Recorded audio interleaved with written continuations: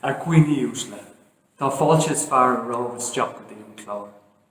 From Glencullen to Glencree, from Knockree to Kilmalin, you are most very welcome to this evening's virtual edition of Curtlestown by Candlelight 2020. On behalf of the Parents Association, we would like to thank you most sincerely for your abundant spirit and generosity. A generosity and spirit that is very much the lifeblood of our little school, and indeed our community. It is this spirit and it is this community that in this, the strangest of years, in these our COVID-straitened days, that sustains us. A community and spirit that shines a light in these, the very darkest of times. And what better way to share as a community and to shine the light than to immerse ourselves in music for the head and music for the heart. Tonight, amidst the ageless presence of these Wicklow Hills, and with two of Ireland's most eminent and prestigious classical musicians, we fall into that place that is music.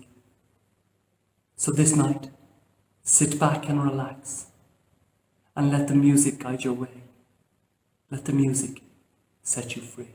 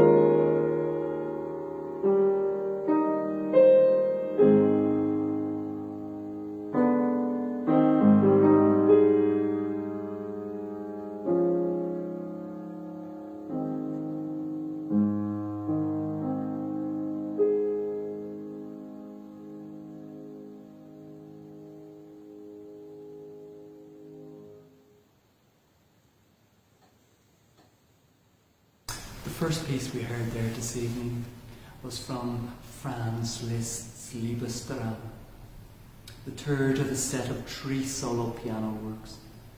Originally, the 3 Liebestraum were conceived as Lieder after poems by Coolin and Freilgraf. This is Freilgraf's poem for this famous nocturne. It is about unconditional love. And that resonant line, love as long as you can, beats in all our hearts.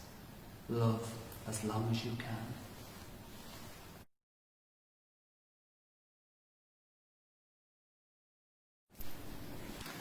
The next piece we're going to hear will be familiar to all, one of the most profoundly resonant and renowned pieces of classical music, Meditation from Massenet. The piece comes from the masterpiece, the opera Thais, based on Anatole France's novel of the same title. The opera was first played at the Paris Opera Theatre in 1894, and yet the narrative begins long before that. Set in the early 1st century, on the River Nile, a priest approaches Thais, a dancer of the night world of Alexandria, with the goal of taking her into repentance and leading her to a life of faith. Ironically, however, his own fate is replaced by love for Thais, perhaps an impossible love, just as she is becoming inclined to accept religion. Meditation is played between the first and the second acts. It portrays the change in Thais' heart, from wanting to seduce the priest at the end of the second scene of the first act, to wanting and yearning to begin a life of faith, a religious life. It is beautifully played at the opening of the second act, when Thais visits the priest to tell him of her conflict, to tell him of her decision.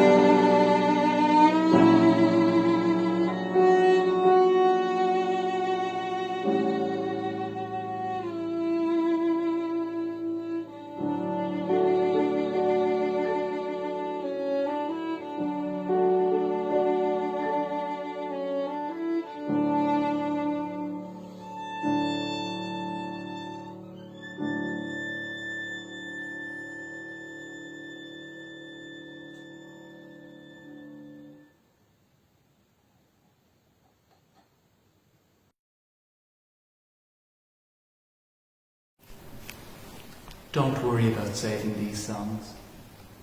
And if one of our instruments breaks, it doesn't matter.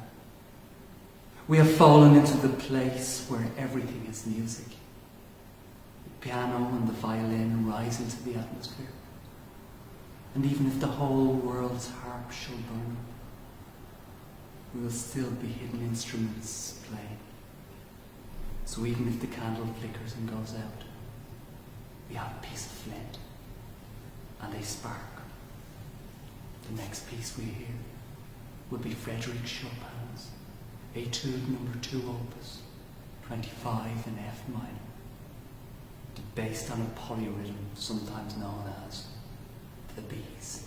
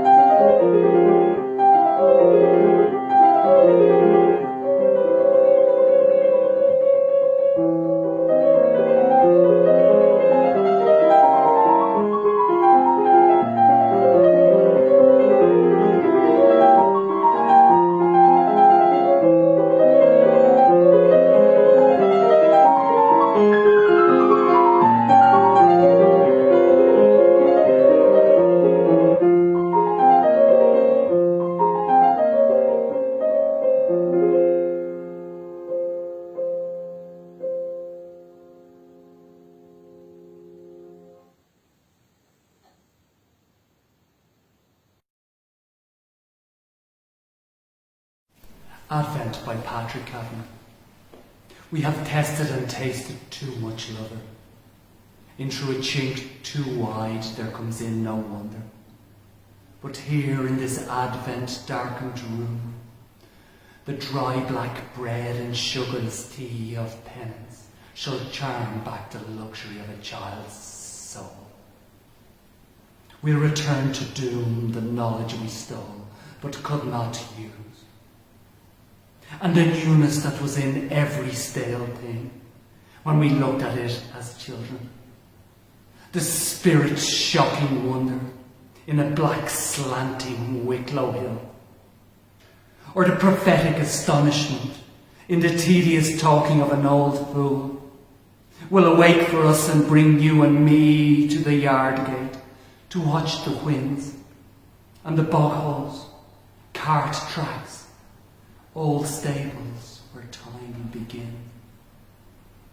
Oh, after Christmas we'll have no need to go searching for the difference that sets an old phrase burning.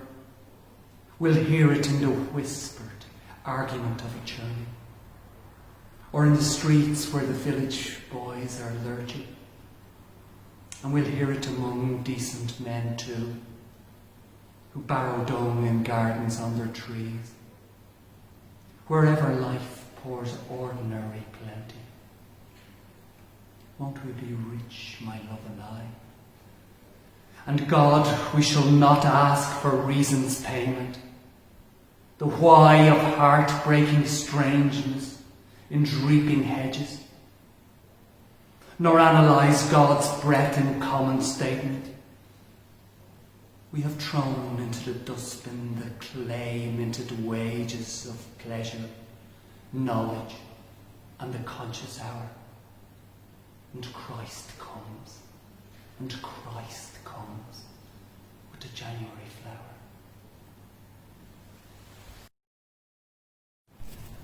We will now hear the Coolin, an Irish air often characterised as one of the most beautiful in the traditional repertoire. It is arranged here by the Italian composer Michele Esposito. In Irish, it is called An Cuilfiú, which means the fair-haired girl, and every time we hear this piece, we think of W.B. Yeats's line in September 1913. Every woman's yellow hair has maddened every mother's son. The Coolin, ladies and gentlemen.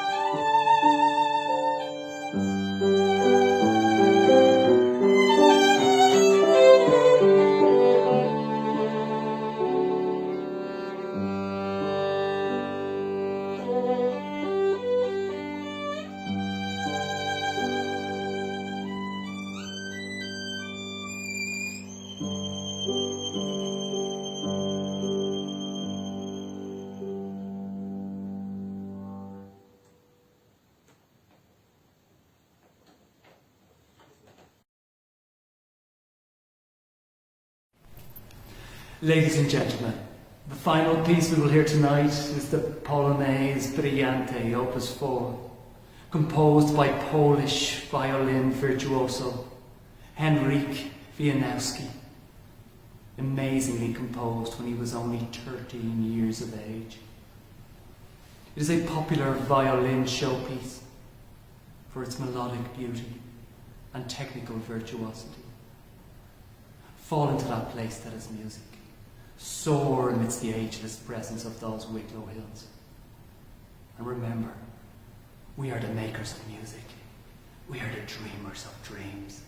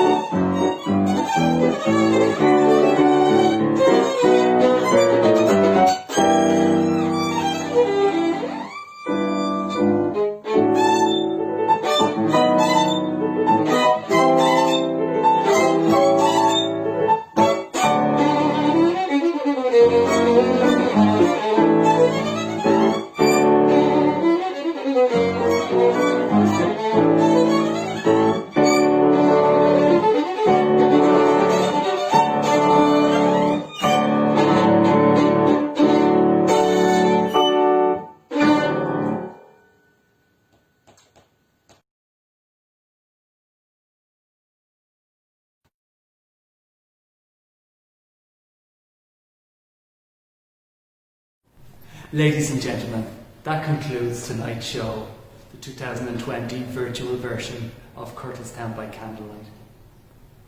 On behalf of St. Patrick's National School, it is my great honour to thank Miss Katerina Lemoni and Mr. David O'Doherty for all the beauty they have shared with us tonight.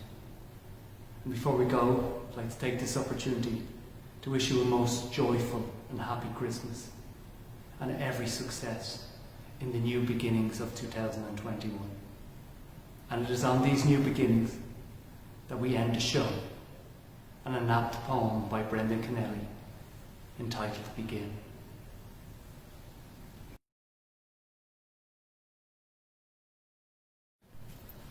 Begin. Begin again to the summoning birds, to the sight of the light at the window. Begin to the roar of morning traffic all along Kilgarran Hill. Every beginning is a promise, born in light and dying in dark, determination and exaltation of springtime, flowering the way to work. Begin to the pageant of queuing girls, the arrogant loneliness of swans all along the canal, bridges linking the past and future, old friends passing, though with us still. Begin to the loneliness that cannot end, since it perhaps is what makes us begin. Begin to wonder at unknown faces, at crying birds in the sudden rain, at branches stark in the willing twilight, at seagulls foraging for bread, at couples sharing a sunny secret, alone together while making good. Though we live in a world that dreams of ending, that always seems about to give in, something that will not acknowledge conclusion insists that we forever begin.